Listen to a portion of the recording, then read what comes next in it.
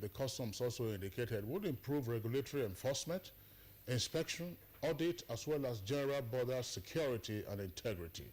Now, the PARO regime has intelligence reporting as a critical component of the clearance procedure, particularly with security challenges in the country. Now, intelligence supplied by various agencies and shipping companies, such intelligence ordinarily would be utilized in identifying high-risk shipment for timely intervention. So it was therefore shocking for Nigerians when the customs recently announced the interception of about 661 pump-action rifles, ranging to the laxity at the point of entry of goods into Nigeria.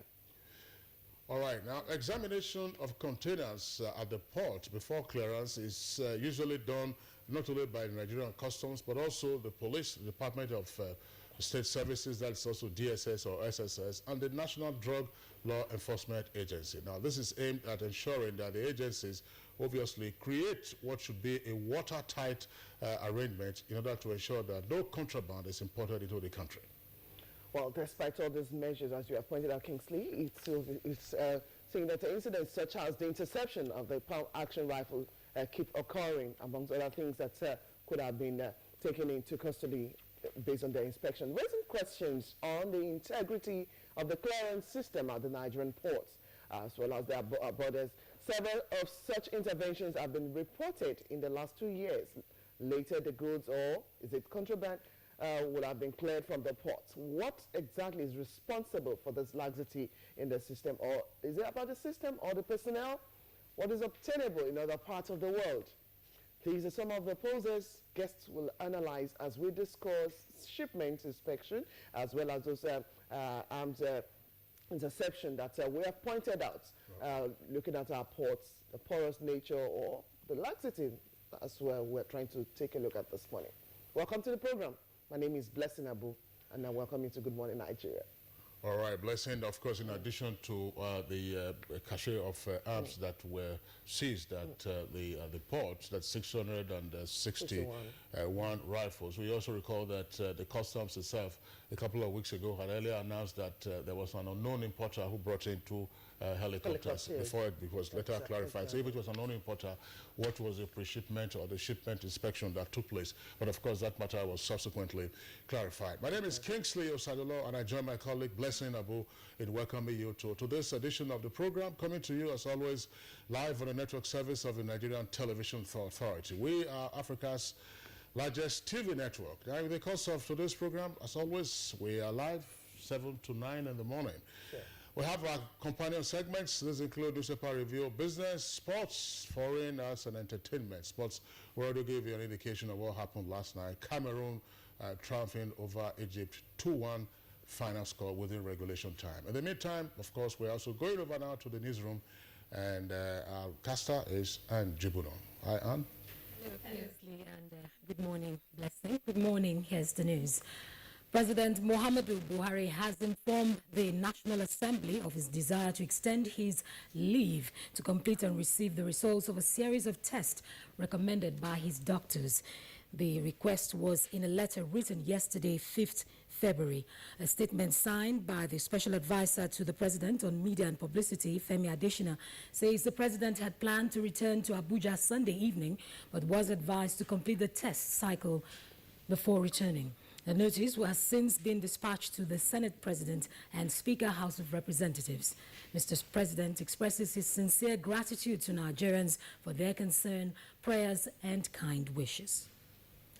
Meanwhile, the Minister of Information and Culture, Lai Mohammed, has said a report attributed to him as saying the President's return to Nigeria may be hampered by a faulty aircraft is fake. A statement from the Minister's Special Assistant, Segun Adeyemi, says the Minister has not spoken to anyone on the issue of the President's return. Hence, this report is from the stable of the purveyors of fake news and should be disregarded. In line with his determination to ensure that more tourism sites are located and developed in the overall interest of the country, as the federal government pursues its economic diversification agenda, Information and Culture Minister Lai Mohammed has visited the Owu waterfalls located at Ifelodun local government area of Kwara State. It's not a standalone ministry. Without the cooperation of other ministries, most importantly, the government must not look at the balance sheet. No. They must look at the intangible contribution this is going to make to the lives of the people of Obaonere, Isi, Ifelodun, and that it's going to open up the entire place. And I'm happy I've come here personally today. I've seen it, and at the next meeting of the steering committee of the PCT, I'll be able to put this across. The Chief of Army Staff, Lieutenant General Tukar Buratai, has directed troops deployed to southern Kaduna to move to the forest and fish out criminals responsible for the recent crisis in the area. He gave the directive while on operational visit to lay the foundation of a newly approved Nigerian Army forward operation base in Kafanchang. It will be the last one, not only because of what we are doing, investing in security, but because we are going to prosecute those that caused this mayhem. First phase of this project is going to be in the form of a forward operating base, and from there we develop it to a full battalion. Be rest assured, in the next 3 months, the FOB will be ready. The federal government says it will reimburse Enugu state government with more than 25 billion naira spent in rehabilitating some federal roads in the state. The Minister of Power, Works and Housing, Babatunde Fashola, made the promise when he paid a courtesy visit to Governor Ifeanyi Ogwanyi while on an inspection tour of federal roads in the state. Contractors are back on site. In the next 18 to 24 months, they will finish. So we're drilling through the length of the road, 200 kilometers, and we've seen work going on. Nigeria Youth for Buhari says it is providing an alternative platform by way of youth change convention instead of resorting to rallies and protests that could be hijacked by those with dubious motives. The group stated this during a media briefing in Abuja. So far, we have seen more than a diligent push to shift our economy from a mono economy powered by oil and gas to a more diverse economy. Agriculture and its possibilities are being embraced by many. We want to make it clear again, this is not a government initiative. So whoever wants to come on board should know that he will be allowed to take part in it. Preparatory to the kickoff of the cash transfer scheme of the federal government's social investments program, the National Social Safety Nets Coordinating Officer, NASCO, has begun training of community-based targeting teams in 6 local government areas of Anambra State. Must at every point in time look at how it takes care of its aged people. Those, due to no fault of theirs, cannot have viable means of livelihood. Particularly, the federal government is serious with moving ahead with Anambra State. The cash transfer has started in those 8 states. We have provided office accommodation with working tools to this unit. The state has constituted community-based targeting team across the 6 pilot LGAs. Cameroon comes from behind to beat Egypt 2-1 in the final of the 2017 Africa Cup of Nations to emerge the champions of Africa. The goals from Nicolas Nkaulau and Vincent Abubakar sealed a remarkable comeback victory for Cameroon as the indomitable Lions were crowned African Cup of Nations winners for the first time in 15 years. It was, however, the 5th time that the country is lifting the trophy. Very slow El Hadri there to get down. It all changed with just moments left on the clock. Vincent Abubakar all on his own. 3 Egyptian defenders. What a magnificent finish. There is your African champions for 2017. Wow, Kings of the Jungle. And they will host us in 2 years' time. Well, congratulations to Cameroon there, and there'll be more on sports later in the program. Well, that's the news for now. Good morning, Nigeria continues with Blessing and Kingsley after this break. Good morning. If you hear a bomb explosion or gunshots of an active shooter, that might be a terror attack. At such times, always remember 3 action words. Run, hide, report. Don't try to run towards the terror scene to save the situation, because there might be a second bomb blast or another attack. Run far away and take cover. Make sure you are safe first. Yes, it is in our nature to sympathize over the hurt, but remember, only trained personnel can help in such situations. When in a secured environment, promptly call relevant authorities and help will come. For anonymous reporting, call 09630-3250-5 or 0813-2222-106. If you see something, say something. Nigeria unite against terrorism. This message is brought to you by the Federal Ministry of Information and Culture. Hello, dear. You've got the first signs of a sore throat. Yes, and I'm afraid it could be signs of a sore throat. Don't you worry. Just act immediately, but not with non-medicated throat sweets. Take an expert product. Take Strepsils. Look at what it does to sore throat germs compared to a throat sweet. Strepsils not only stops the germs from multiplying, it even kills them. Thank you. Bye-bye, sore throat. Stop a sore throat early. Take Strepsils. The federal government's social investment program has begun. The poorest and most vulnerable in the land get 5,000 naira monthly, and phase 1 has started in 9 states of the federation. 200,000 unemployed graduates have been engaged in the N-Power Volunteer Corps, designed to engage 500,000 people. 5.5 million children will be fed regularly in the homegrown school feeding program, which kicked off in 3 states last year, with 9 more to be added this year. And under the Government Enterprise and Empowerment Program, GEEP, thousands of cooperatives, market women, farmers, and enterprising youth have been receiving between 10,000 and 100,000 naira soft loans since November 2016. The Social Investment Program has begun. It can only get better. We promise change. Change is here.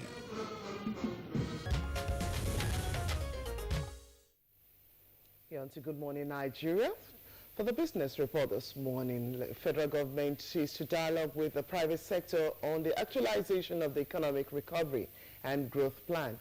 We'll find out more details with Leah Katumba Batunde. The Ministry of Budget and National Planning says it is in the process of finalizing Nigeria's Economic Recovery and Growth Plan (NERGP) 2017 to 2020 development process. The plan is expected to be formally launched by President Muhammadu Buhari within the month. A statement by the Special Advisor Media to the Ministry of Budget and National Planning, James Akpandam, states that a forum is being organized for representatives of the private sector to actively engage their public sector counterparts on the proposals as part of efforts towards carrying the critical sectors along and ensuring successful development of the plan. The forum, scheduled for noon today, is expected to be chaired by Vice President Yemi Osinbajo. The NERGP is a follow-up to the Strategic Implementation Plan (SIP), which was a short-term economic plan to drive the implementation of the 2016 budget.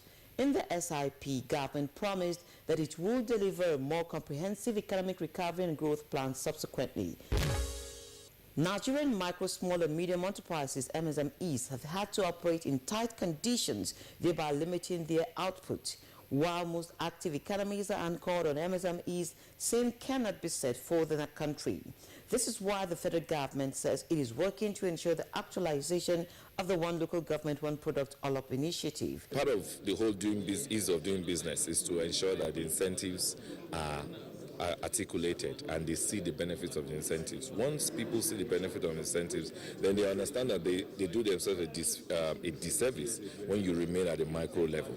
Now, part of the way you can also grow is coming together in Producers Club and cooperatives, and that's one of the core things that we would emphasize. The 12 months of this year will see 12 states hosting the MSME Clinic to address those problems facing the development of micro, small and medium enterprises, which has kicked off in Abuja. Asking you to document what you're spending, what you're earning, and whether you have a vision or not for your business, so that whoever wants to invest knows that there's a vision. I'm investing in something that will yield results. If you want to keep it at a micro level, it's still fine. Then you want to expand, or you need more to enable you to have more turnover. You should be able to speak to these things. It doesn't matter what language you speak. It is hoped that industrial clusters will spring up across the country with sustained capacities to meet local demand as well as exports. The equities market closed Friday on a negative note as the all-share index depreciated by 0.52% compared with the 0.13% appreciation recorded previously. Its year-to-date returns currently stands at 3.99%. Let's take a look at latest closing figures from the NSE.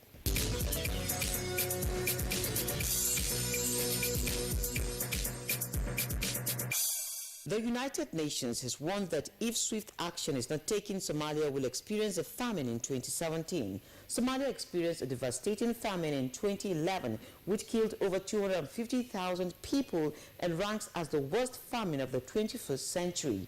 The Deputy Special Representative of the UN Secretary General for Somalia, Peter de Klerk, made the disclosure after a 3-year fact-finding mission to Somaliland and Puntland in Somalia to highlight the devastating impact of the current drought. The clerk, who is also the United Nations resident humanitarian coordinator for Somalia, saw firsthand the effects of drought induced by sparse rainfall, dwindling water resources, and poor crop harvest. Very large numbers of livestock have died already. The livestock that is still there is in very, very bad shape. We've just visited this village, and none of the water sources that was there before, that was shared actually between the people and the animals, is functioning at the moment. So people are completely depending on water coming into this village, being trucked into this village, and that is actually typical for many other villages as well. According to the Food Security and Nutrition Analyst Unit and the Farming Early Warning System Network, the number of Somalis in need of assistance has risen sharply in recent months, from an estimated 5 million in September 2016 to over 6.2 million today. The latter figure represents more than half of Somalia's entire population. With Business News, I'm Lea Cutting. Babatunde. Thank you very much, dear Lea Katumba Batunde, for the business package. Next for us now is a look at the headlines in some of today's newspapers.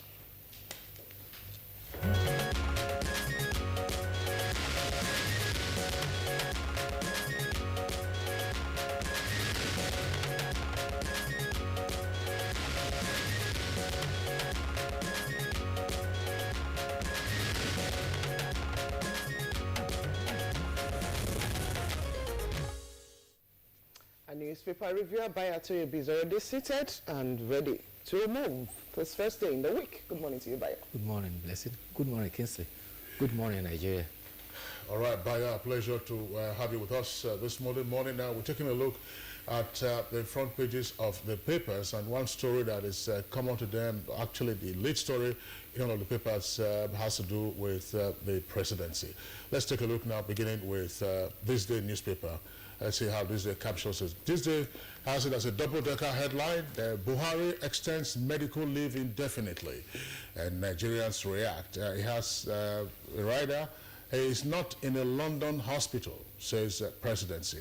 That's the way This Day captions it. And then for the Authority newspaper, the Authority newspaper also says, as his lead story, double-decker headline as well, anxiety as Buhari extends medical vacation. And it has two riders. Again, writes NAS, that's the National Assembly, and a related copy indicates that IBB, that's the former military president, returns from medical trip in Switzerland.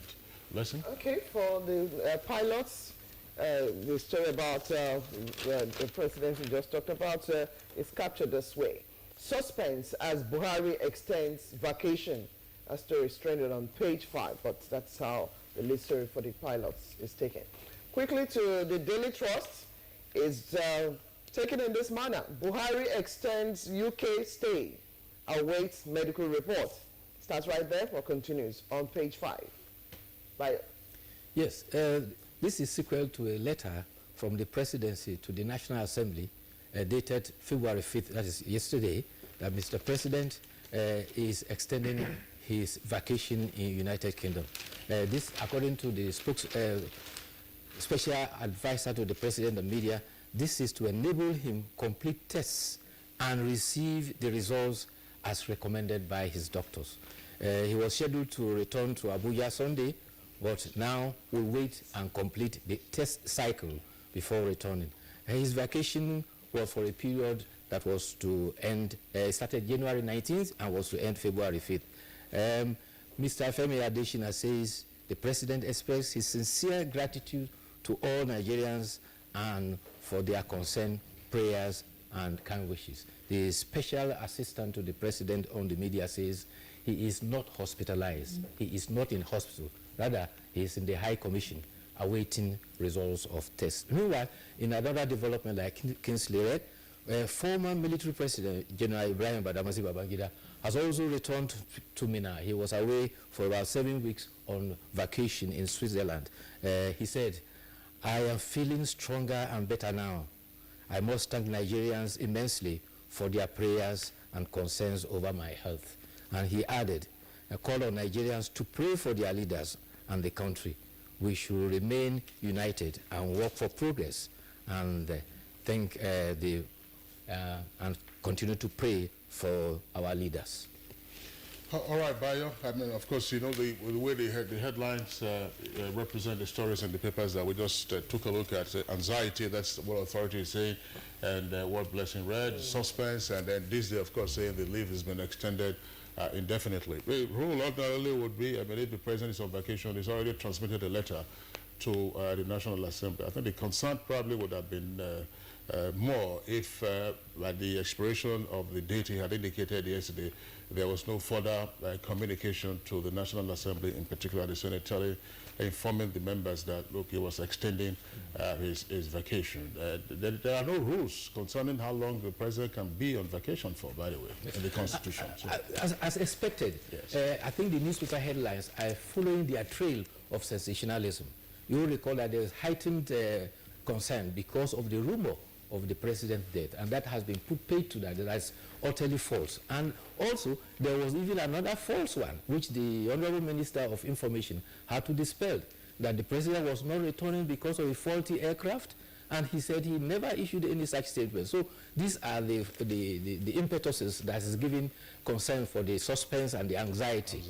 And that is why the special assistant had to come on critically and say he is not hospitalized. He is not in hospital. He is actually in the Nigerian High Commission waiting for the test cycle. All right. And of course, whenever the president returns, he communicates again to the Senate to say, I have returned. Constitutionally, yes. I have returned and I'm resuming my duties. In the meantime, of course, the acting president, Yabi Oshibajo, you know, has the reins of the administration. Yes, there's no vacuum. Yes, that's right. No vacuum. Okay, so let's return to this day newspaper and take a look at one or two other headlines. Just above the nameplate, you have, you know, it's FBN, GTB, Zenith, Access, and others among top 500 global banks. Now, let's, we already took a look at the lead story, which we just finished discussing.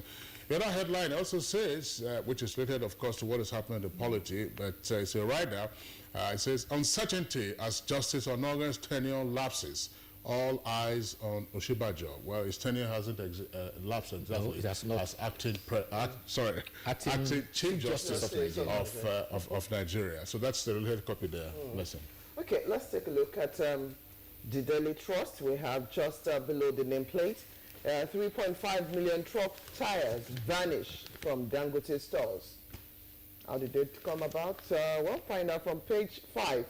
2017 budget, National Assembly to conduct public hearing. You find that story on page 3. Okay, moving further down, because the photograph you have there is that of the elated team of Cameroon as it beat Egypt to claim the AFCON title. Of course, as the jubilation mode today. Cameroon national team players and their coaches celebrate after beating Egypt 2-1 to win the 2017 African Cup of Nations final at in Libreville, Gabon yesterday.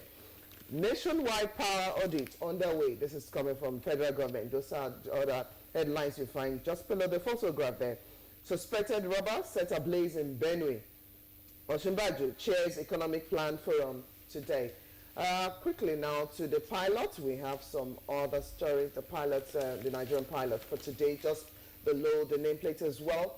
Vice President SGF defied presidential directive on NDPHC. In fact, is the body. You find on page 6. Petty criminals discredited politicians basking on our achievements. This is the independent people of the Biafra. That's what you find on page 5. Okay, the photograph you have there is that of the chairman, Dr. Lance Thompson, is his UN body. Executive Director, Chief Executive Officer, Nigerian Export Promotion Council, NEPC, Mr. Olusegun Awolowo. Trade Advisor and Chief Negotiation, Federal Minister of Trade, as well as Ambassador, that's the place of Ambassador Chiedo Sakwe, and also another ministry's staff, Mrs. Regina Edweza, during a national sensitization workshop on trade facilitation. That's a photograph. Two-Face chickens out. Two-Face of his Innocent Idibia, a popular musical artist in Nigeria. There are two writers to that story. Confusion, suspense over planned protests. To hold or not to hold. That story starts right there but continues on page 6. Will jail perpetrators of Southern Kaduna killings. This is coming from the governor of Rufai. And I'll be president of Nigeria. This is coming from Fayose, that's the governor of Ekiti State. From Father Mbaka, you have the story. Those wishing Buhari dead don't love Nigeria. That story you find on page 7. And we are committed to equitable sharing of public positions. This is coming from FCC. Vote of no confidence on Governor Bello. This is coming from their lawmaker. All the details on pages 4. The two stories you find on page 4. I beg your pardon. Bayo. Did I hear you say 3.5 million tires disappeared? Truck tires vanished from Dangote stores. They couldn't have vanished. They were signed for by 285 drivers, and each tire has a registration number, and therefore they are traceable. Already, some tire dealers have been arrested because they've been found to have in their possession those tires. They have to account for how they got those tires. You know, most of these truck trailers, they have so many tires, some 16 tires to get a truck on the road, and therefore the man had to have so many tires, and as many as 3.5 million tires were stolen. The rich also cry, you know. I'll just wonder. Yeah, well, that's fine. But two things. First, there's some notoriety about some of the truck drivers for Dangote in terms of the crashes they are involved in from time to time. That's one leg of it. But the other leg is, where are those tires manufactured? 3.5 million. And considering the size of those tires. Yes. And anyway, gone are the days when we had tire manufacturing in Nigeria. And that is another thing. We need to bring back our tire manufacturing industries. Absolutely. Now, talking about the protest that was to be but is no longer going to be, Innocent Idibia says his planned protest against hardship faced by Nigerians for Abuja and Lagos has been called off. He said after due consultation with his colleagues, his protest, which he tagged One Voice, is being under hijack by allied people who are against the ideas for which he is going. Police, through the first PRO, had advised that they shelve the peaceful protest because of the interest of peace and security. In fact, the Commissioner of Police in Lagos, Fatai Owushini, initially has said the protest would not be allowed because they had intelligence that criminals would hijack it and wreak havoc on Lagos. A pro-government group also had also given an indication that they were going out to protest on the same day. So after a meeting with the protesters and the police, they now agreed that the protest will end in assembling at a point and they will read a statement. At the end of the day, I think Wise Counsel took the pedal of it, and Two-Face Idibia made a statement. He says that the motive of his protest is not worth the death of anybody. Therefore, he has called that off. There are other fallouts from it. Professor Wole Soyinka has berated the police and said that the police should have emulated the United States. And it was wrong for the police to have said they will stop the protest. And you will recall that even at the inauguration of President Donald Trump, 30 groups had permission from police to protest. And even then, they were stopped from protesting along the Capitol Hill, the 2-mile stretch up to the White House. So their protest was to a specific place to be guided by the police. Even at that, it eventually resulted into violence. Meanwhile, issue of Kaduna now. Governor El Rufai of Kaduna State has vowed that all those who are found culpable in the Kaduna crisis will be jailed. He has asserted that this last Kaduna crisis will be the last. You will recall that as far back as 1982, there have been series of crises in Kaduna, numbering over 10 series of crises. And the Cattle Breeders Association of Nigeria, they call themselves Miyetti Allah Cattle Breeders Association. They say that the crisis in southern Kaduna has nothing to do with religion. The National Secretary of Miyetti Allah, Baba Uthman Ngelari, says that the crisis, like any other is between herdsmen and farmers. He said it started from simple farm destruction in Godogodo, and it blossomed out because it was badly managed. He cited the instance that in Zamfara State, it is farmers who are Muslims versus farmers who are Muslims. In Katsina, it is farmers who are Fulani versus herdsmen who are Fulani, and therefore tagging it as religious was a misnomer. Meanwhile, the Nigerian Army has established a formation in southern Kaduna, and it was at that occasion that Governor Nasir El Rufai said this will be the last of the crisis in Kaduna. Okay, so. All right, yeah, Bayo, thank you very much. Just to take another headline, I'm just wondering, we had a story, Blessing, in our news bulletin about the Chief of Army Staff ordering his troops to go into the forest and fish out the criminals, responsible for this. Otherwise, we likely will also have to monitor the implication the ongoing crisis or the continuing crisis would have on agriculture. Yes. Either for cultivation or for harvest, and so on and so forth. So now, if you study closely the crisis, you will notice that you have those clashes where the agrarian culture, where the agricultural activity is heightened because the land is fertile there, and there is a lot of crops there. The cattle, the herders also wish to take their cattle to those areas to graze, and that is why you are having the conflict. And that is likely to affect agricultural production. All right, Bayo Toyebi, just lastly, let's take the second lead story from the front page of the Authority newspaper. Just the bottom half of the second of the front page of the Authority newspaper. Half of world's out-of-school children in Nigeria. That's attributed to UBEC. So that's the last story. Of course, we are taking this morning. Bayo, we'd like to thank you for being with us today. Thank you for having me.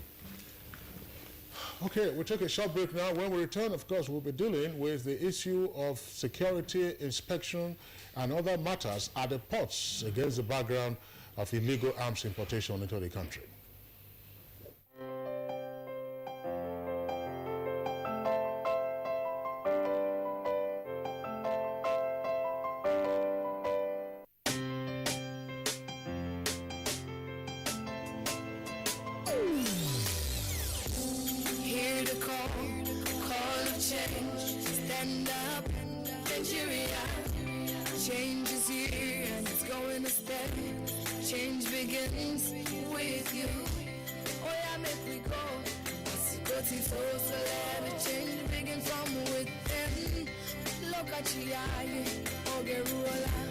Change begins with you and me. Change begins with me. Change begins with me. Change begins with me. Hi guys, look how my baby Jamil has grown. And as they grow, there's a worry we all share, skin rash. Some use lotions or petroleum jelly, but I found what works for Jamil is Nigerian Pampers. It has built-in lotion to help protect his delicate skin and keep him dry. See you in the morning, Jam Jam. Good morning, happy Jam Jam. Dry and soft and no sign of a rash. Join many other moms and try Nigerian Pampers with lotion. Let's beat the rash. NTA Properties Investment Company Limited, a subsidiary of the Nigerian Television Authority, specializes in creating comfort in all areas of life, such as real estate investments, that is, land, houses, and office spaces, mass leasing, savings and loan scheme, household items and car loans, and so much more. Other information and entertainment services include Property in Style, a TV program that airs on the network service of the NTA, and also Property Connect, a nationwide magazine. Our priority is to bridge poverty gaps and sustain quality welfare of our clients. Partner with us and watch us help you grow. Pay us a visit today at the NTA headquarters permanent site, Area 11 Garki, Abuja, or our Lagos office at number 15 Awolowo Road, Ikoyi, Lagos. For more information, visit our website on www.ntaproperties.com.ng, or you can email us on ntapik2000@yahoo.com. Call us on 080-2316-3474 or 080-6939-5185 or 070-3189-0555. NTA Properties Investment Company Limited, the much needed help at your doorstep. Coca-Cola?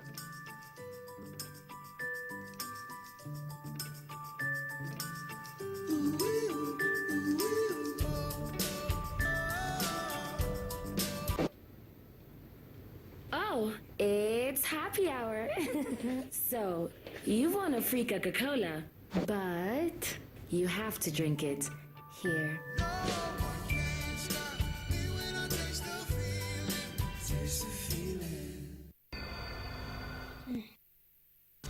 Hello, dear. You've got the first signs of a sore throat. Yes, and I'm afraid it could be signs of a sore Don't throat. you worry. Just act immediately, but not with non-medicated throat sweet. Take an expert product. Take Strepsils.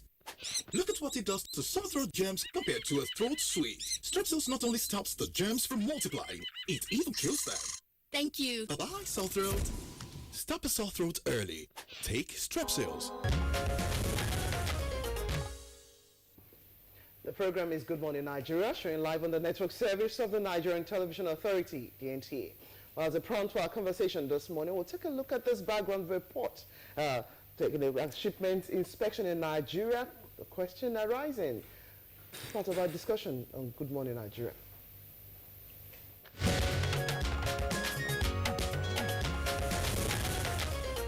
In 1996, the federal government of Nigeria introduced a port reform package to enhance efficiency in the maritime sector and port operations in Nigeria.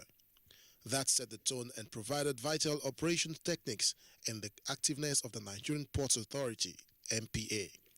These techniques include computerized billing system, unification and streamlining of documents and delivery processes. Deliberate policies were put in place to create better operating environment for all customers and port operators. This amounts to making any shipping company intending to bring cargo into a Nigerian seaport has to clear the ship by obtaining ship entry notice 2 months in advance from the Operations Department of Nigerian Port Authority. Likewise, the customer could obtain clearance through a registered and licensed agent based in Nigeria.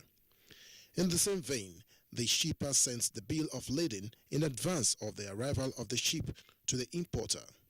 That document contains the name of the ship carrying the goods, the description of the goods along with their marks and numbers, the date of departure from port of loading, weight of the cargo, the terms of contract of affreightment. Another step of clearing goods in the port is that the clearing agent will obtain shipping charges from the shipping company that conveys the cargo from country of origin. In a like manner, agent will also proceed to the terminal operator's office to obtain a debit note or terminal charges. The responsibilities of these terminal operators are to secure the container and provide handling equipment required to shift, move, load and position containers for customs examination or scanning process within the seaports. At the final clearing stage, the truck proceeds to the final gate and waits for another round of documentation by the customs, which includes confirmation of duty payment, endorsement and multiple registrations of documents. This is in addition to another regulations guiding the operations of other relevant government agencies and international laws regulating maritime operations. All these are meant to check the importation of banned and even substandard goods in the Nigerian market. But despite all these strict measures, some of the banned items still find their ways into the Nigerian market. Consequently, accusing fingers are pointed at different agencies, especially the Nigerian customs, who are the main gatekeepers. Apart from the fact that some of these products are contrabands, substandard and hazardous products are also said to be imported, which some experts believe contribute to the increasing cases of cancer killers-related diseases. The recent seizure of 661 firearms by the Nigerian customs has generated a lot of concerns as Nigerians continue to wonder how the arms managed to escape the eagle eyes of the various officials at the ports. Is it that these strict measures are inadequate, or it is a function of being compromised by the operators? These would be some of the issues to be addressed by guests on Good Morning Nigeria today.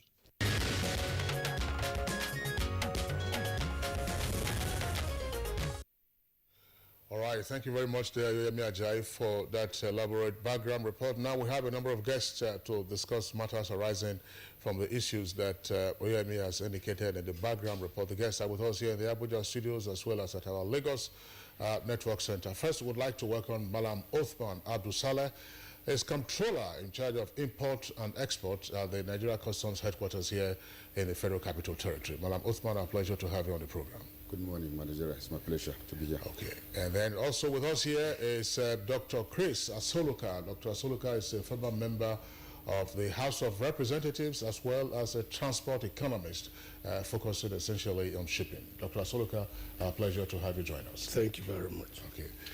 And from our Lagos Network studios, we have Mr. Laiwola Shitu. Mr. Shitu is President, Association of Customs Licensed Agents. Mr. Shitu, a pleasure to have you join us again on the program. Good to be here. Still with the Lagos studio, we have Princess Victoria Hastrop, who's the Chair of Sea Terminal Operators Association of Nigeria. Ms. Hastrop, we'd like to thank you for coming on the program this morning.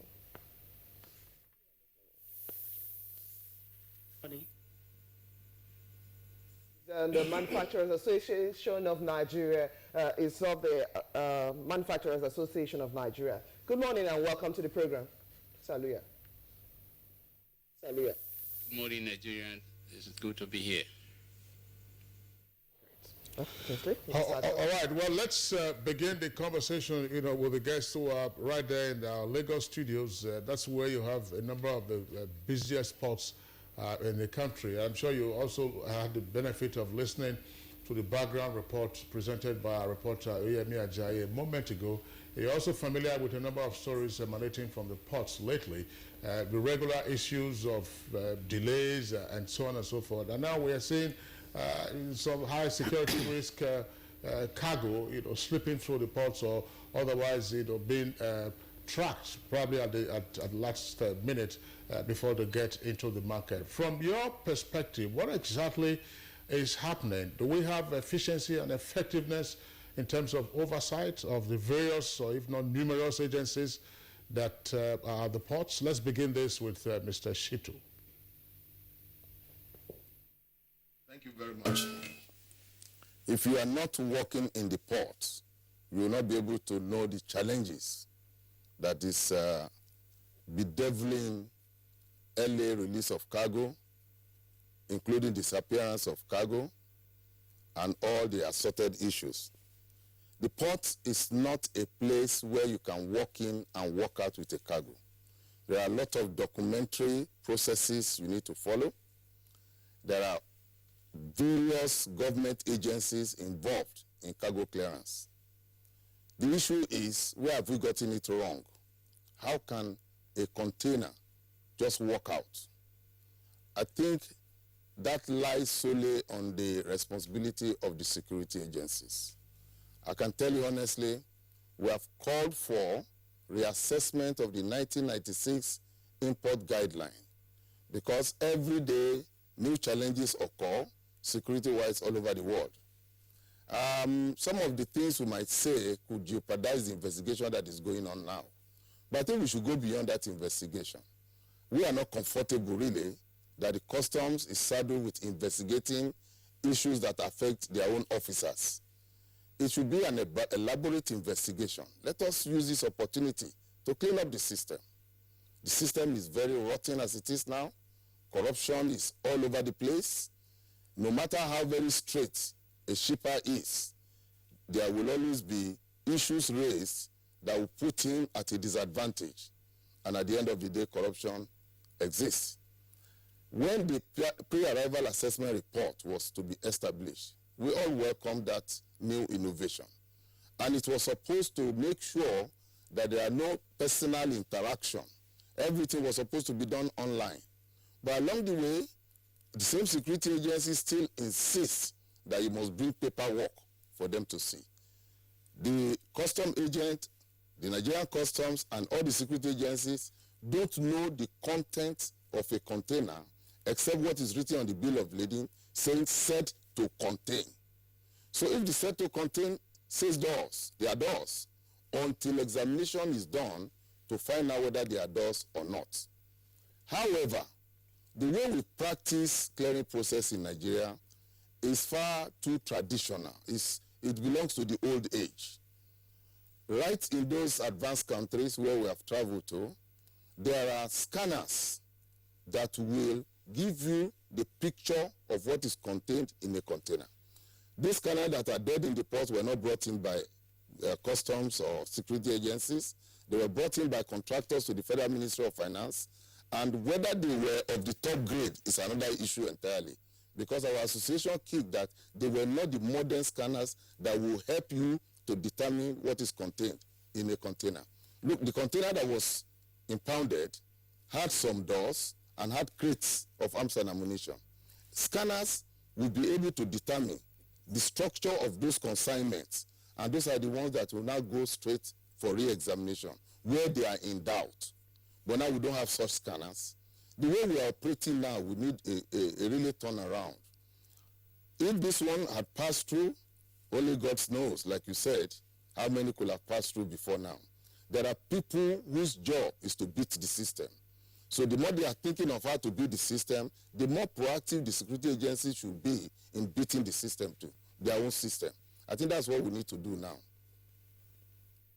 All right, thank you very much, Mr. Olawiwola Shitu. Still with you in Lagos, the next question is going, of course, to Princess Victoria Hastrop. Well, for many agencies present at the port to actually look into the issue of clearance and also topmost security.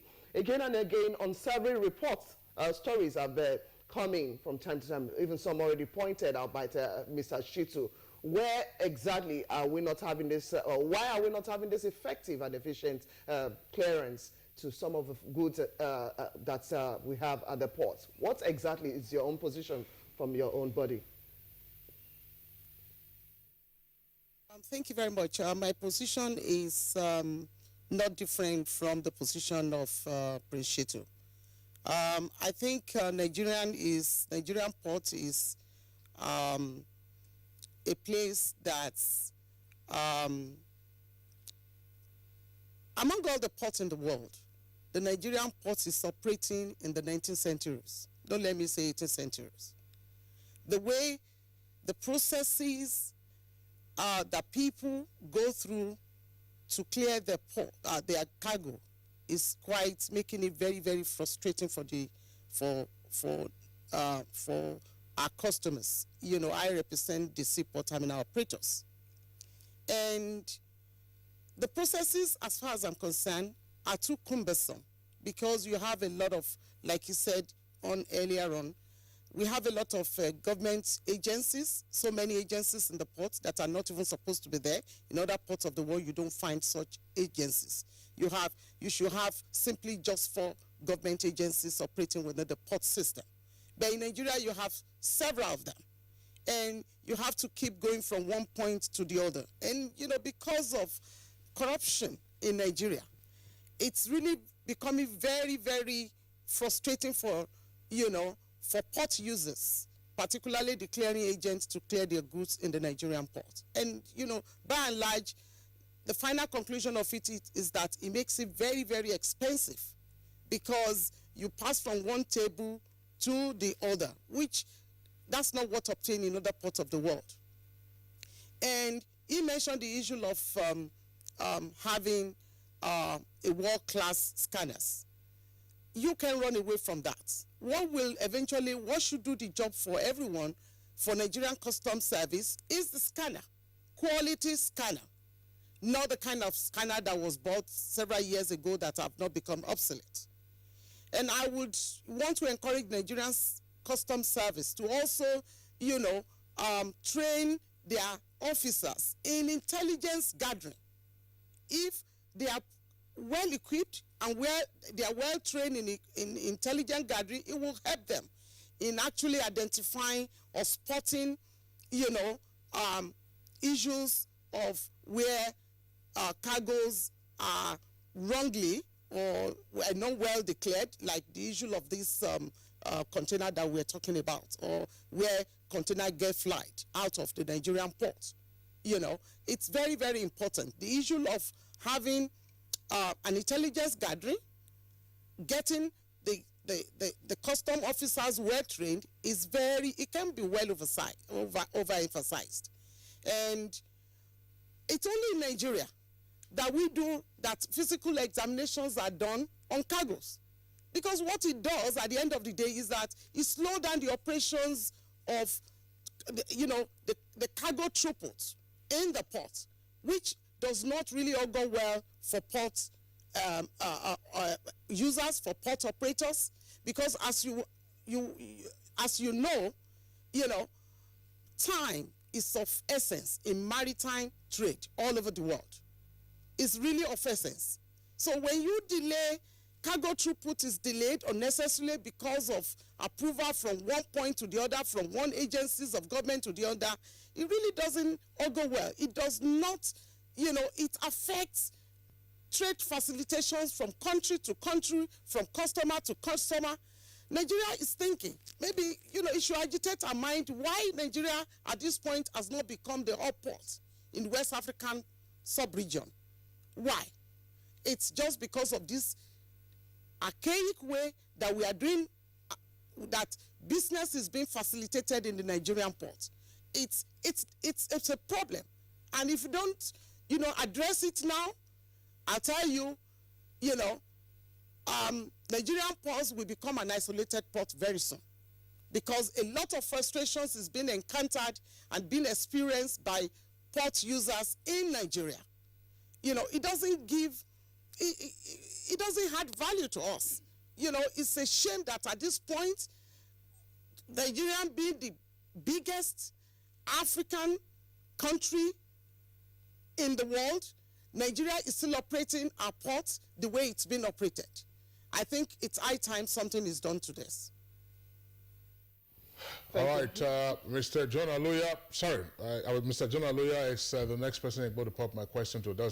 I want to express appreciation to Princess Haustrup. We'll come back to you, Princess Haustrup, in the course of the conversation to deal with some other aspects of port operations. But to bring in the Manufacturers Association member, Mr. John Aluya. Mr. John Aluya, a number of members of MAN, of course, users of port facilities, they also encounter some of the issues already described by both Shitu and Haustrup. Breaking it down, what has been the experience and what do you find as the greatest obstacles through the efficient utilization of ports, whether for import or for export? Thank you very much. The biggest challenges faced by manufacturers are basically what the two speakers have enumerated. We have a port where every government agency wants to be present. No matter what they are doing, every ministry, government agencies want to be represented at the port. What is their business? Port basically is supposed to be the business of the customs.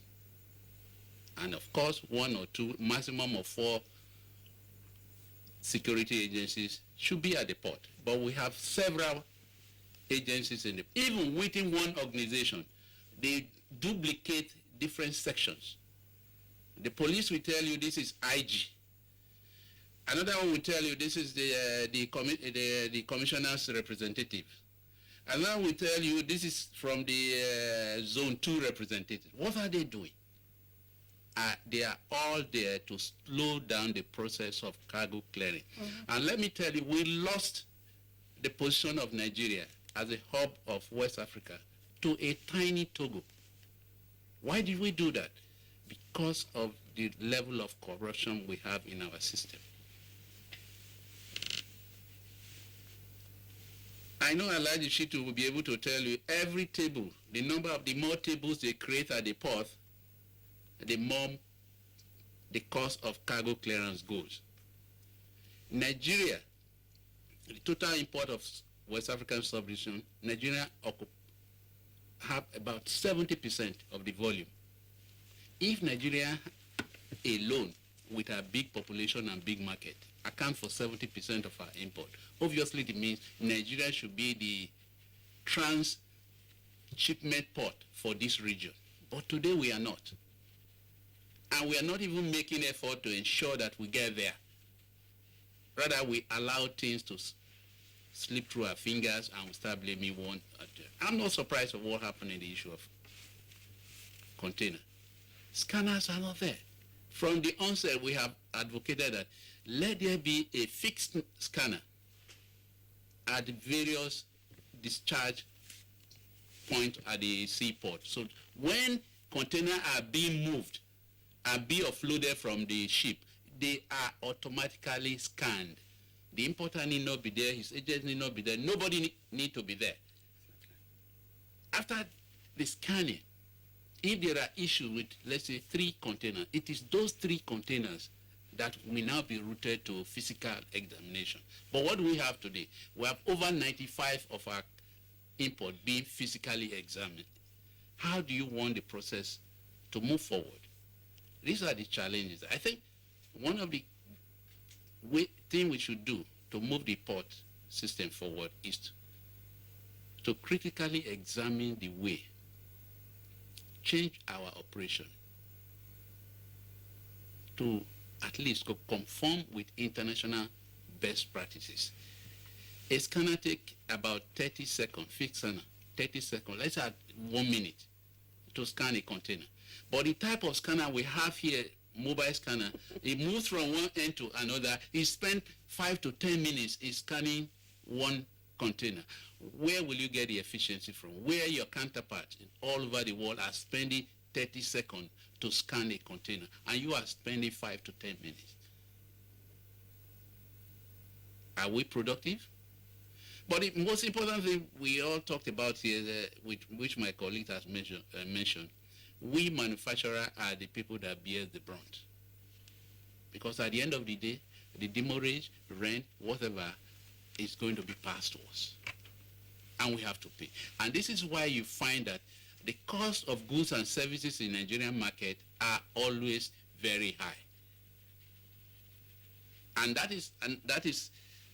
also leads us to where you find that goods made in Nigeria are higher than imported products. Why? Because there's so many inbuilt costs, which in a normal environment are not part of the operational cost.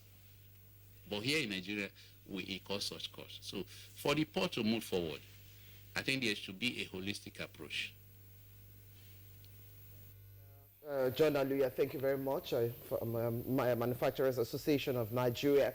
Okay, we have to come back to our Abuja studio. We still have our guest seated, but our question is going to Dr. Chris Asoluka, because as a transport economist, this is something not new to you, because you have to take an overview of what is happening.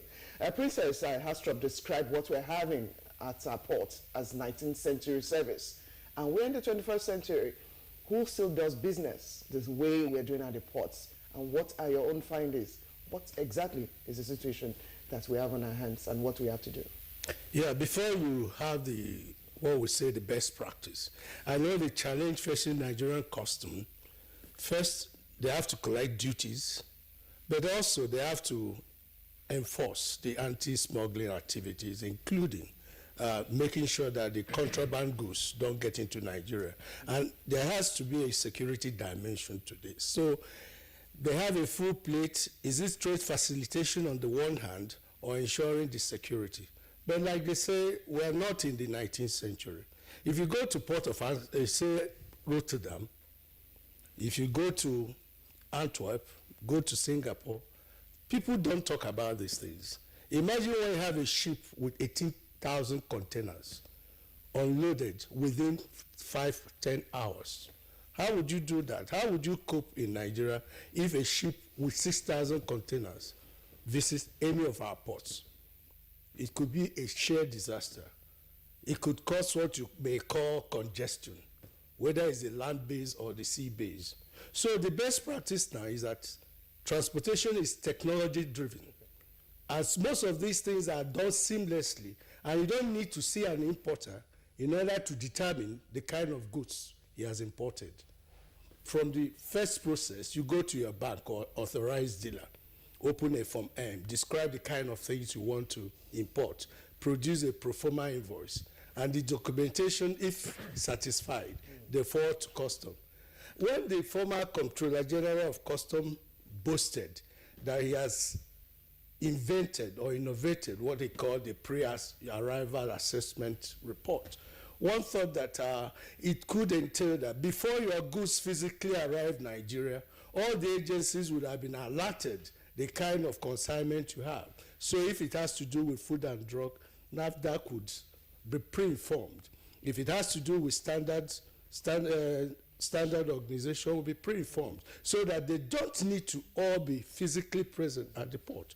Because when you go to ports like in America, of course, there's only one table.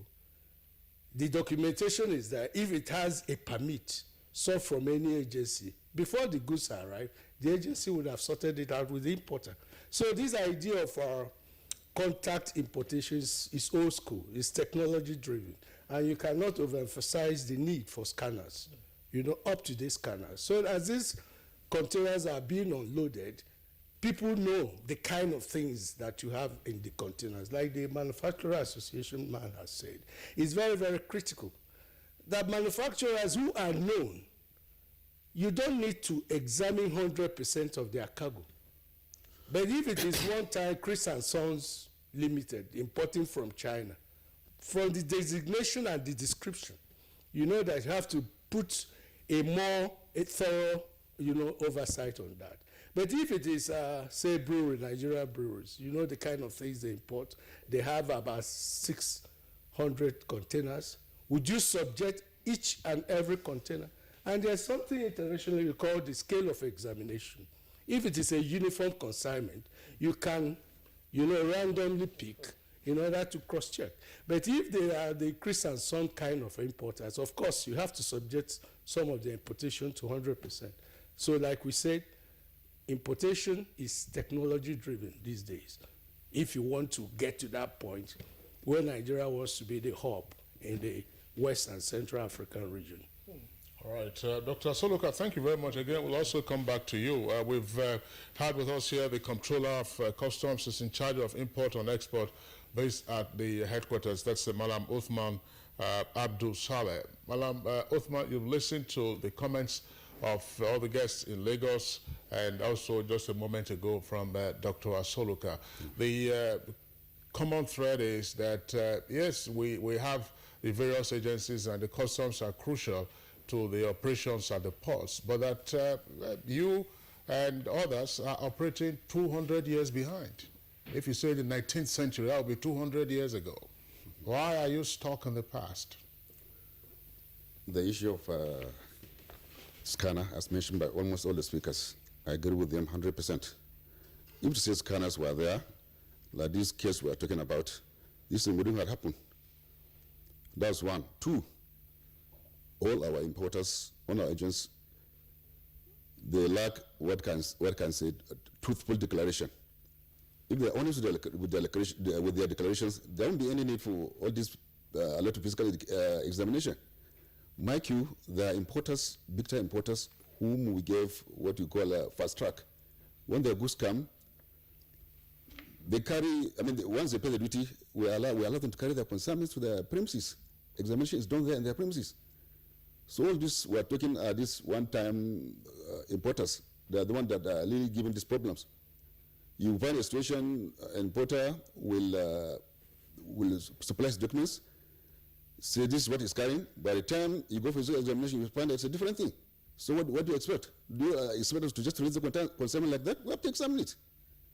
And what of the terminal operators? Most of them, they have obsolete equipment to bring down this consignment for examination. So that's why we have delay. And even the facility in the port itself causes delay. So it's not a question of custom, this custom. No, I don't think so. Most of the problem is not actually is from the importers and agents. Because once you make an honest declaration, why do you have to bother yourself? Who will even ask you to give money? That's the truth about it. Whose responsibility is it to provide scanners, modern scanners at the ports? It's actually government. And I'm sure they're aware of the issue, and they're really going to do something about it. I feel in this budget this year, I think this problem is going to be solved. We have an indication of why there's been a delay in replacing the antiquated scanners? It's finance. The same issue is finance. You know, But government how has so long many has challenges. this been going on, the issue of the scanners? Because if your operations have been fully automated over the time, yes. this shouldn't be news to you, especially when we talked about technology and its operation over the years, and for a service that is expected to rake in so much revenue. Why have we been so relaxed over issue of scanners and actually having our system automated? There's nothing the service can do if these things are not provided. That's why we have to do what we can do to ensure that we do our work successfully. That is by doing the physical examination. Okay, what is the cost of a scanner? At least, let's say, at least the fairly innovated one for such a service as we have. Actually, they cost much. I can't really tell you how much they cost, but I know they're a bit expensive. No, but you should know what you're working with and what is going to cost. If you're going to advise the government based on what you think it should be effective for your use. We already have mailed proposal to the government, and even our Minister of Finance with the decision that one time they were at the international airport, they saw the scanner, she wrote she was briefed on the problem we have with scanners, and she said definitely they're going to do about it this fiscal year.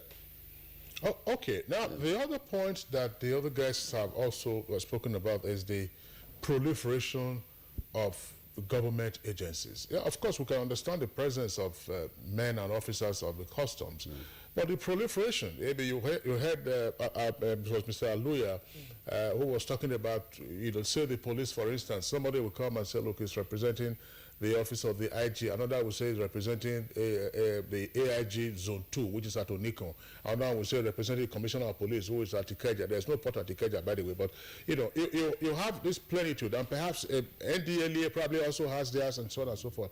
How do you interact with your brother agencies? What confusion do you have to deal with? You know that the time when this issue came up, a special committee was set up to reduce the number of agencies in the port. That was done. I think they were reduced to around, I can remember around 5. But then after, what happened? They still find their way back. So it's not for custom to decide who comes in, who comes out. This is the responsibility of the government. We are there as one of the agencies of government. So if other agencies tell you that they are also expecting the agency, what can you do? It is the government that has to set up and ensure that only those ones that are supposed to be there are there. Okay, Malam Othman, we'll come back to you. We return to Lagos now. Princess Hastrop, let's have a feel of your own position. Malam Othman here just made mention of even the terminal operators to having to work with obsolete equipment, whatever, actually causing some of their own constraints as well. What exactly is body, the terminal operators, doing to actually ease this aspect of decongesting the ports, as well as making business easy for manufacturers as well as other importers of goods and services? Thank you very much. I will not join issue with the custom boss,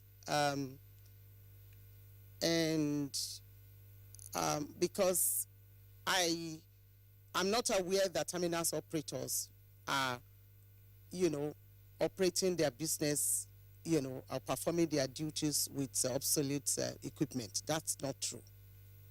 If you go to the Nigerian port today, the terminals operators have put a lot of equipment in place, high-tech equipment, that we are using. Some of them are actually automated as I'm talking. The infrastructural development is also done by terminal operators. We've done what we need to do.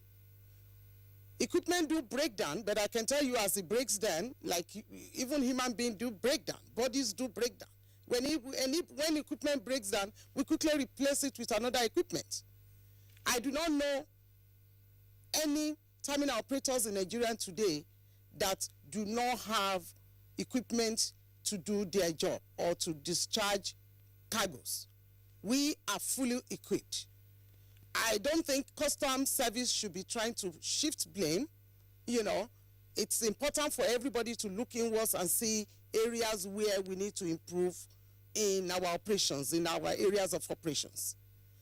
So, you know, as far as I'm concerned, you know, I haven't seen any terminal operators that do not have equipment to do their job. Equipment, like I said, equipment do break down.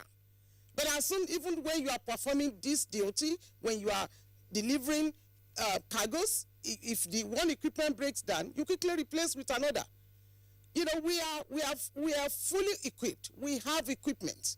Some of these equipment are even automated equipment, you know, like the terminals that, you know, are doing container operations in the port. I've visited a lot of my colleagues all this port, and I know a lot of them has invested heavily in procurement of equipment. Because you see, equipment is key to the all operations, all terminal operations, you know, of any terminal operator. So we know that. So, and we want to quickly turn around both the ship and the cargo. So if you don't have equipment, how will you be able to do the job? So I won't join issues with him, but I tell you, he's been economical with the truth. Terminals operators are fully equipped. We have invested heavily because we know that is the bedrock of our operation. So that's not true. All right, Princess Hastrop, thank you very much. Again, we will come back to you in the course of this conversation, just to indicate that we have reactions already, quite a number of them, from our viewers by way of Twitch. They're taking advantage of our Twitter handle. It's right there on the left side of your screen at NTAGMA. We'll take some of those tweets now, and then we'll return to our guests to elaborate further on either the issues raised in the tweets or other matters pertaining to the subjects we are discussing. Ibrahim Tudu has this tweet. Clearing agents at the ports are the most problematic and corruption-ridden part of the port system. We need change. From Sani Michael Omakoji, it says administrative bureaucracy has become the hallmark of our value system, including issues that demand prompt attention. Too bad. Festus Akimboyewa has this tweet, that a 40-foot container can leave our ports without any examination is a national disgrace. It shows the level of corruption in our ports. From Oluyide Adedayo, we need effective check and balance in our ports and borders. Any persons or officers that involved himself in this lapse must be suspended.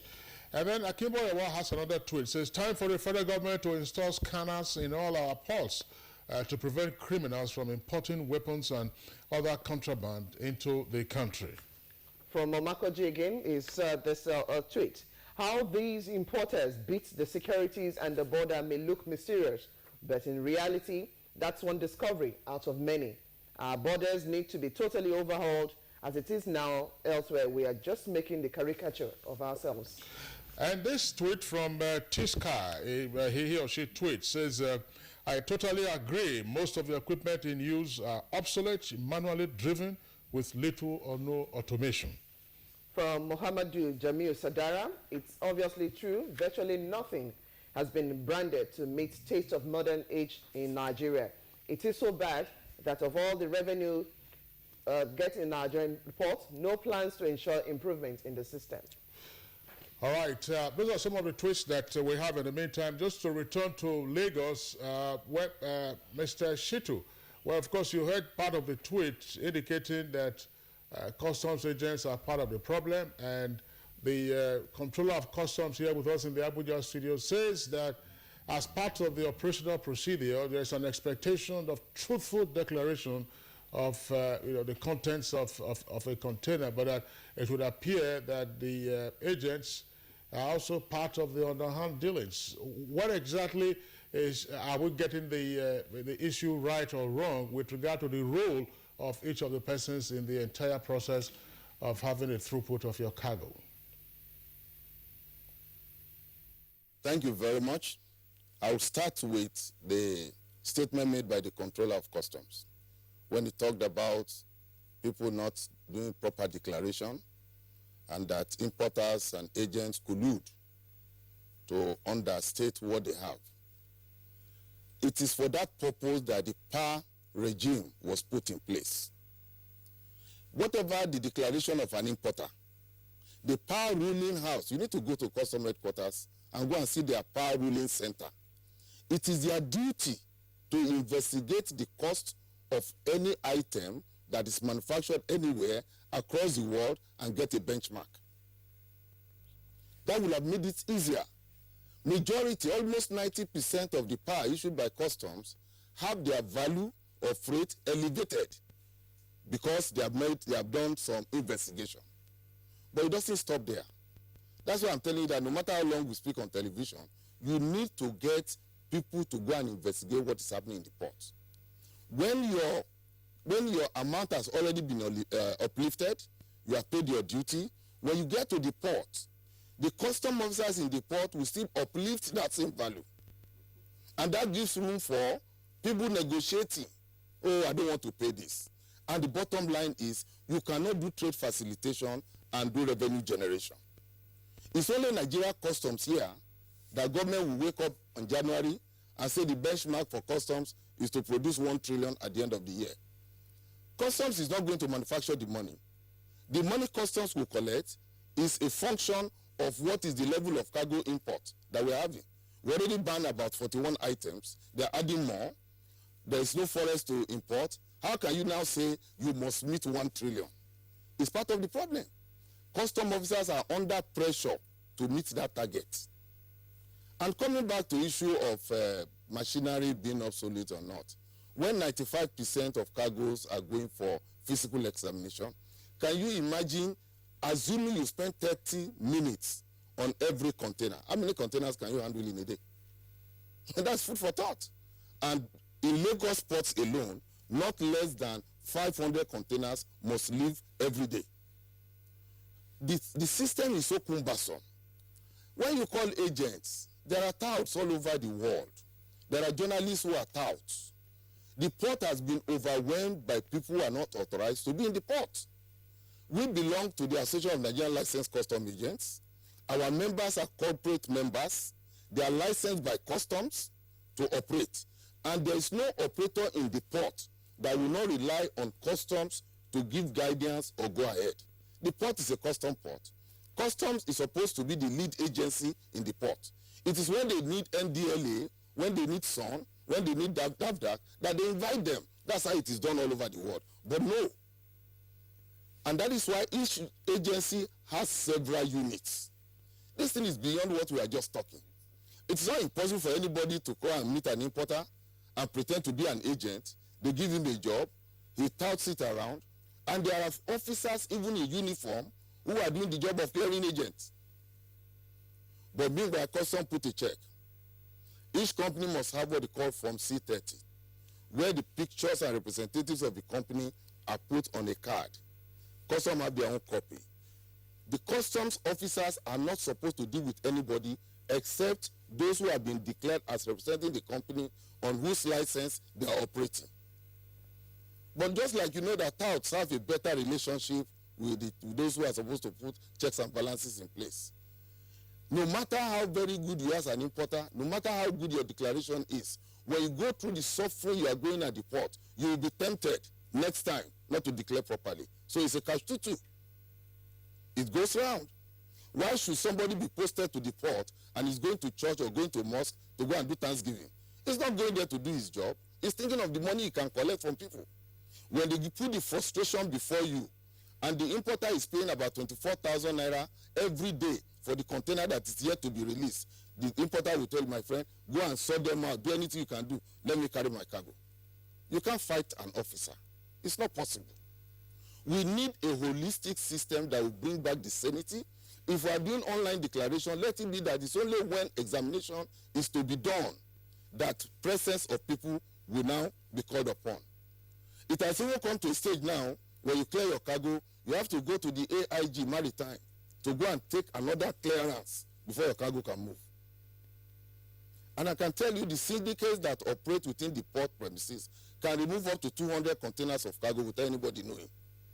Because people are now living on paperwork. And we're supposed to eliminate the paperwork. That is one. Then the agencies themselves are doing the work of clearing agents. Some of them have their licenses. And because of esprit de corps, they are faster than you. Because they slow you down. And the importer now looks at you, okay, make a Google give this officer Biko, let him do my job for me. So the distortions are already there. It is very important that when we are listening to uniformed officers, they must support themselves. Everything is agent and importer. Yes, it is the duty of a security agent that is paid to defend the interests of the nation, not to succumb to temptation. It is not that, why are you tempting me? You are tempting me, because you are tempting me, I will not take, now let me sign your paper. That is pedestrian. People should be alive to their responsibility. Until we look at the holistic process of clearing cargo in our ports, we will be living in the past, 19th century, as my madam here said. We have traveled all over the world. We have gone to trade. We do self-training on our own. It is the duty of Nigerian Customs Service to even train their licensed custom agents. That's what is done all over the world. ANACA, under Nigeria, we are board members of International Federation of Custom Brokers Association, called World Custom Brokers Organization. We travel. We go to other ports. We see how they operate. When you go to the port in Nigeria, it's like Jankara Market, and do a due diligence, you discover that 80% of people in the port are not supposed to be there, but they are encouraged. Because the officers operating in the port will bring their brother that is not having a job, sitting down in the area, follow me today, follow me tomorrow. Before you know it, that one has become Kelebe. Kelebe is informant. Before you know it, he will not declare himself that I'm not an agent, helped by his brother who is in uniform. So how do we solve that? So we should not just call a dog a bad name in order to hang it. This container that has disappeared, many more containers have been disappearing, many more will still disappear as long as officers are ready to collude. Simple. All right. Mr. Shitu, thank you very much for your views. Part of what you indicated earlier was that, you have touts all over the world, and according to you, there are journalists who are touts. We just, Blessing and I here wanted to seek a clarification or a correction of that. There are touts, who are posturing as journalists, not journalists who are touts. All right, okay.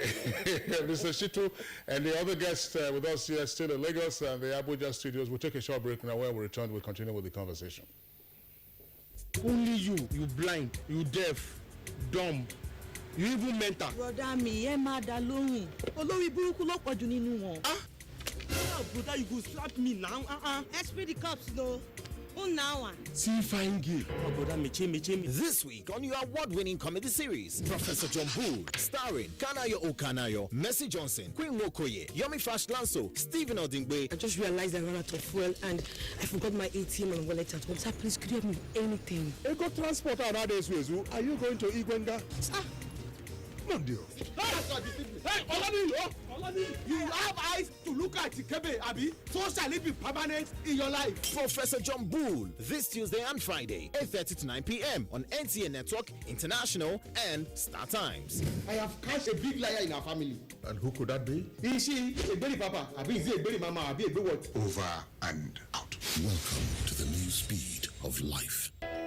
NTA Television College, an affiliate of Ahmadu Bello University Zaria, a specialized institution charged to provide quality professional education in television production, engineering, and journalism. The college is offering 4 weeks course on computer graphics and animations to train new entrants and retraining of existing media operatives. Date 6th February to 3rd March 2017. Registration 100,000 naira with accommodation. Also, 1 week intensive course in advanced management techniques for executive officers, CEOs, COOs, managers, and heads of Me. Date 13th of March to 17th of March 2017. Registration 20,000 naira. Another 4 weeks course on principles and practice of marketing for marketing heads in radios and television houses, public relation agencies, media heads in advertising, brand support managers, media brokers, and heads of corporate affairs. Date 20th of March to 14th April 2017. Registration 100,000 naira with accommodation. All courses will take place at NTA Television College Rayfield Jos. For more inquiries, call 08069809807 or call 070-366-07155 or email us at ntacollege@gmail.com. NTA Television College, training you to be the best you want to be.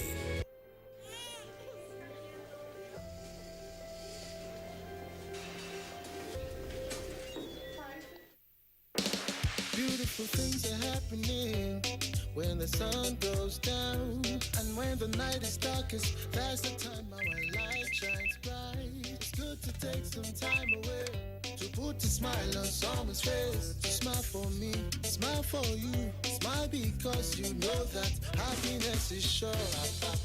Let your joy be more. So everywhere you go, you can make your laughter loud. You don't have to be fair to make your presence felt. No matter where you are, we can be together in love. Together in love. Together in love. Happiness is sure. Let your joy be more. So everywhere you go, you can make your laughter loud. You don't have to be there to make your presence felt. No matter where you are, we can be together in love. Together in love. No matter where you live, together in love. No matter where you are, together in love.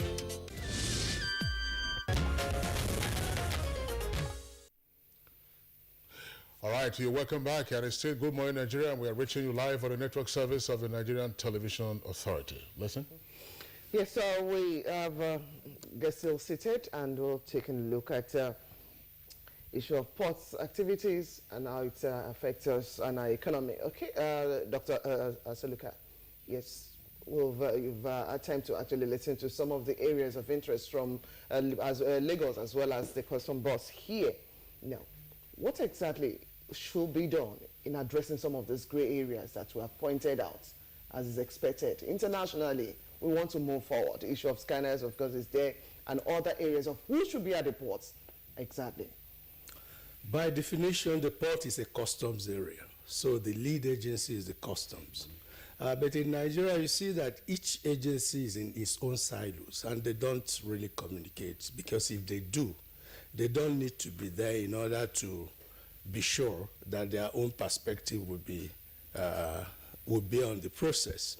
My worry is, if you look at what has happened, it creates impetus for some agencies to now claim or justify their presence at the port. Say the security, the National Security Advisor could now enforce that the primary duty of state is security. So we can't fold our arms in order to aid facilitation, and all sorts of things will come into Nigeria. NAFDAC, if there are certain, they say, well, we must be there. But these things have to be streamlined, because basically, port is an interface. It's where ships berth in order to discharge cargo, sometimes passengers.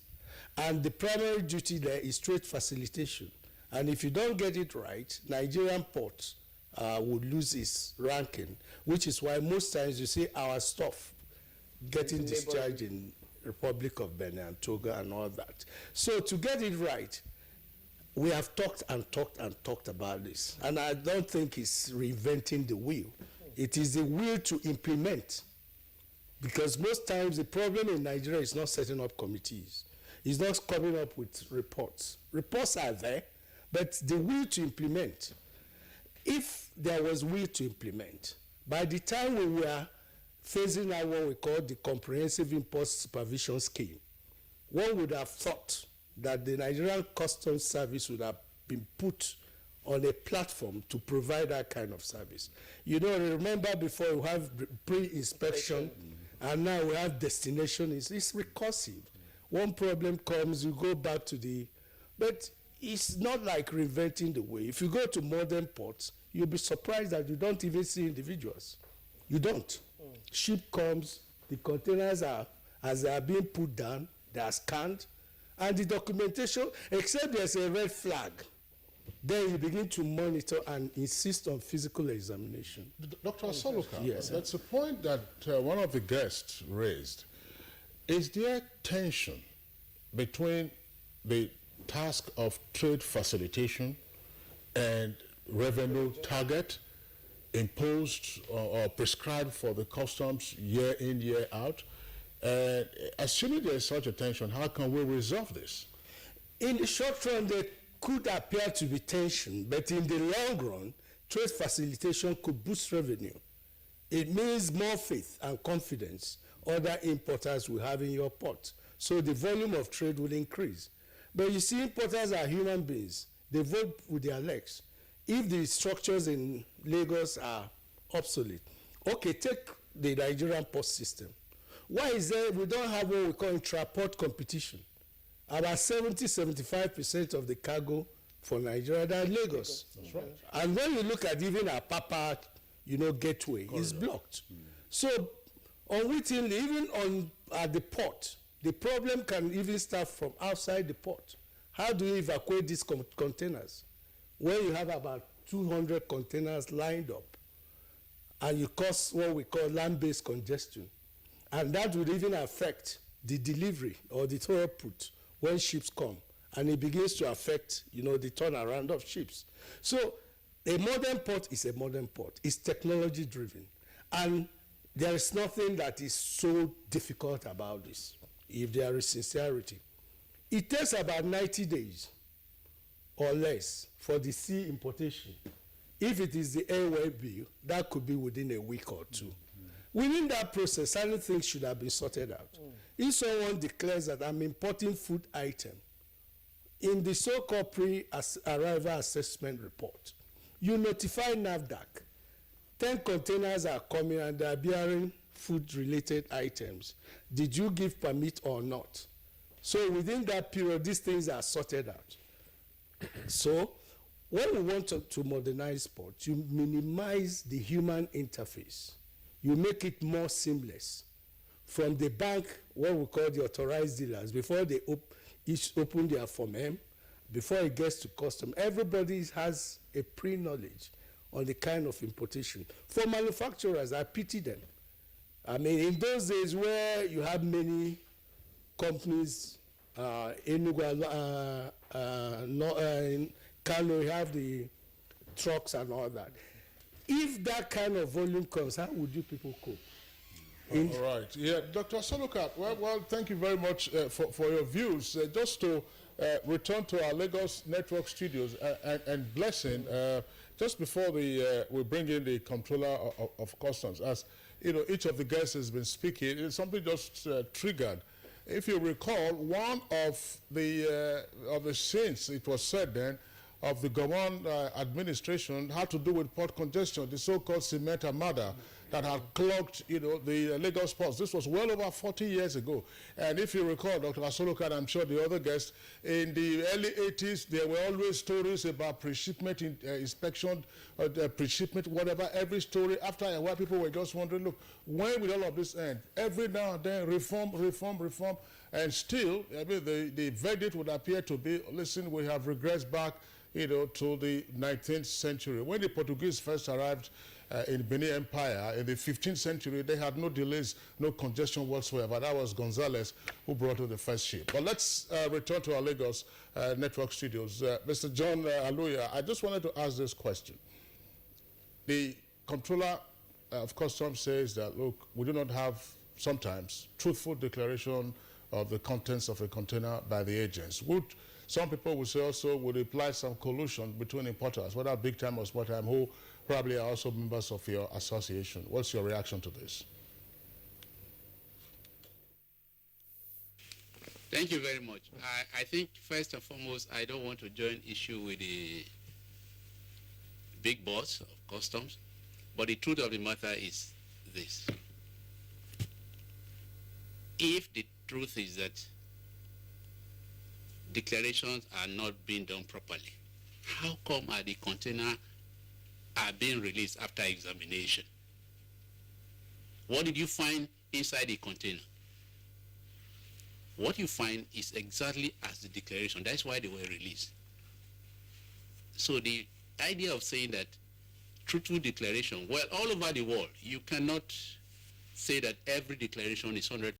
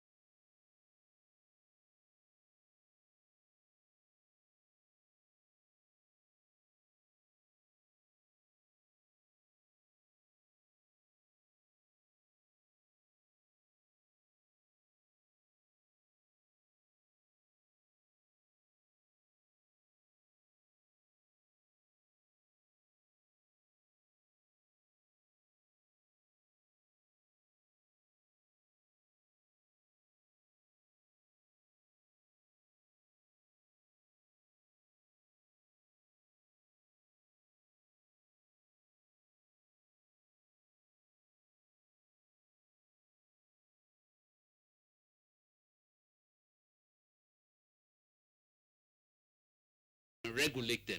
That is why we have been advocating that a neutral commercial regulator should be put in place that is independent of both NPA, the terminal operator, and the shipping line. In that case, you have a balanced view. Today, everything rests with Nigerian Ports Authority, and Nigerian Ports Authority cannot say anything. If you report a terminal operator to Nigerian Ports Authority, he will not act on him because obviously he pays him his rent. His first duty is to, how do I get my rent first? So we need a neutral body to be put in place as a commercial regulator of the activities of all the operators at the ports. All right, thank you very much, Mr. Aluya. We'll be back with you to take on the look on the other parts as we conclude the conversation this morning. But to the custom here now. Of course, we talked about the need for government to actually take a look at some of these scanners that are not appropriate. Issue of technology, no doubt. There's no way running away from that. Yes. But could there be a reason for some of these scanners or technology employed in the years past were actually working under the consultants and some other people who were actually in charge?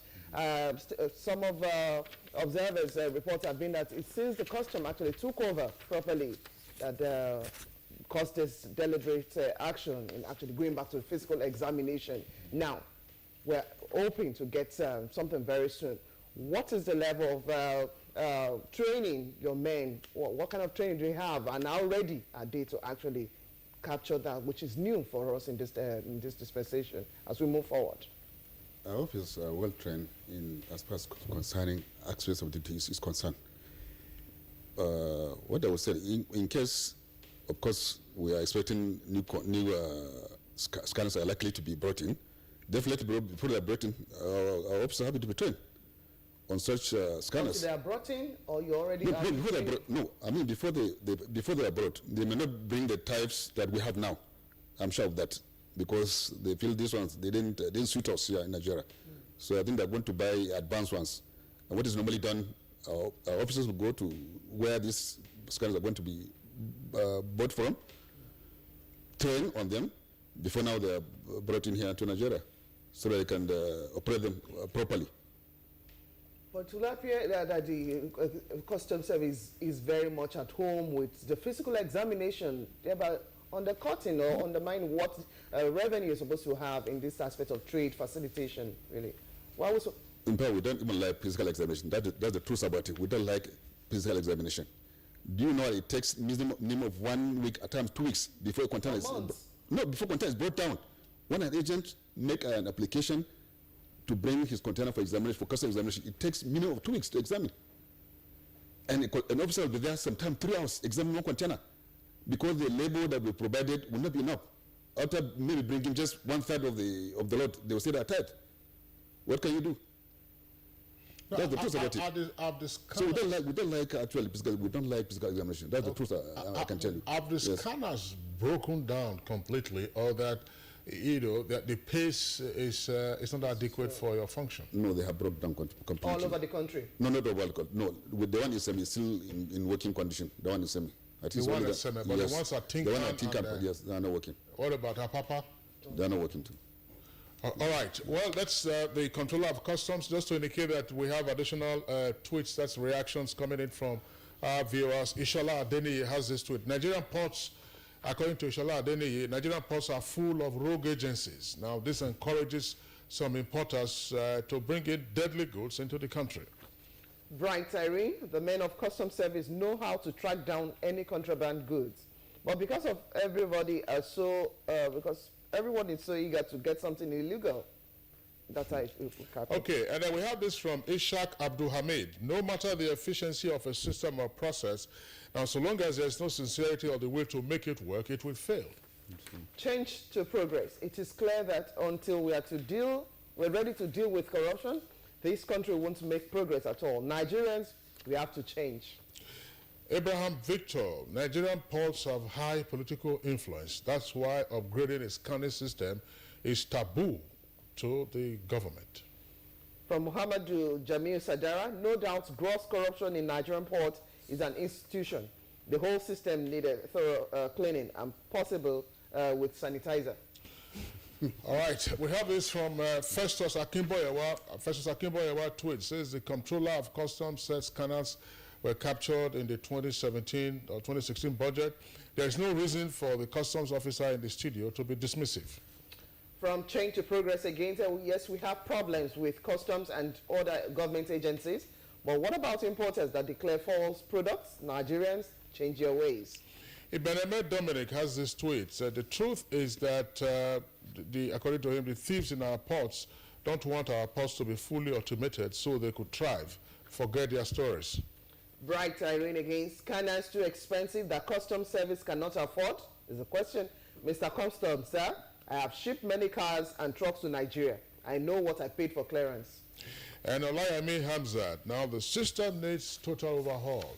Those are the tweets. We are actually on the home stretch now of this conversation. Time it's been gobbled up so fast on account of the contributions. Let's get now the closing thoughts of our guests. First, I would like to return to our Lagos Network studios and Princess Victoria Hastrop. You listened to Mr. John Aluya seated beside you there in the Lagos studios. He was making a proposition with regard to a revenue collector, an agency rather than the landlord, that the NPA is, and that you need somebody to also oversight the terminal operators. What's your take on this?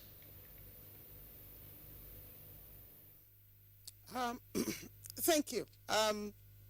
The terminal operators are not opposed to the appointment of a regulator.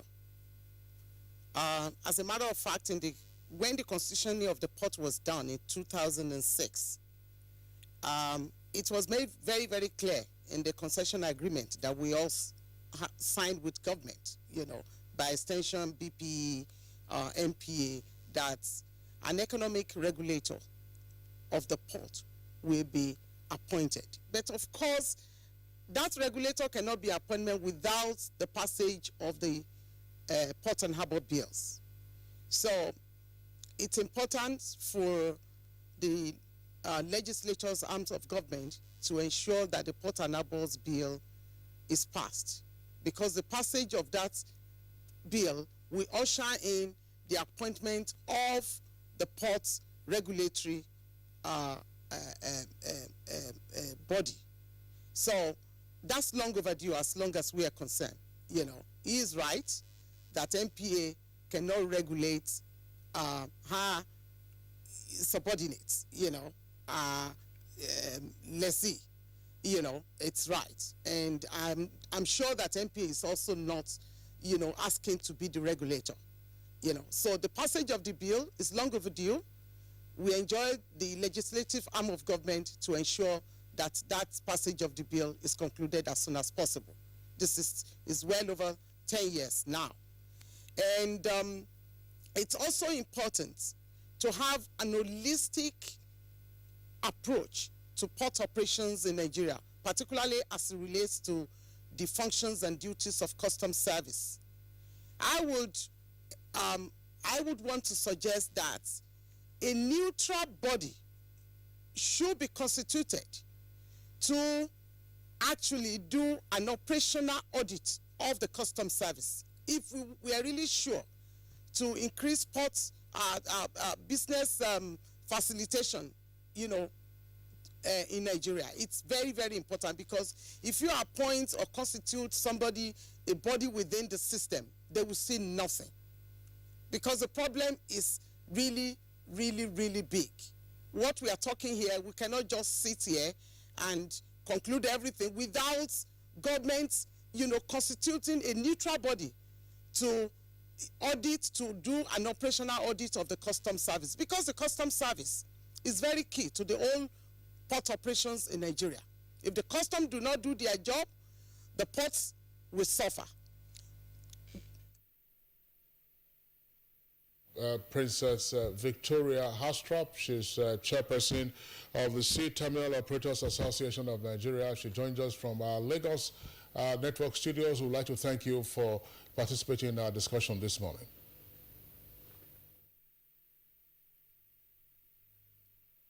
We also would like to thank the other two guests who spoke to us from our Lagos Network Center, Mr. John Aluya, representing the Manufacturers Association of Nigeria, as well as Mr. Olaiwola Shitu, who is President, Association of Customs Licensed Agents. Gentlemen, we'd like to thank you for your insights. We know that there are no quick fixes to these issues. Thank you for your contribution. Thank you. Thank you.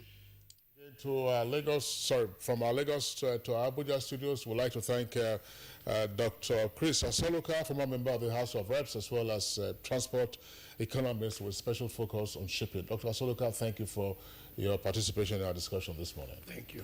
And also, we'd like to appreciate the Comptroller of Customs in charge of import and export here at the Abuja headquarters of the Nigerian Customs Service, Madam Othman Abdul Saleh. Thank you very much for being part of our discussion this morning. Thank you for having me. All right, so that does it for our discussion segment on Good Morning Nigeria. We'll move on now to our complementary segments where we have some foreign stories first. A U.S. appeal court in San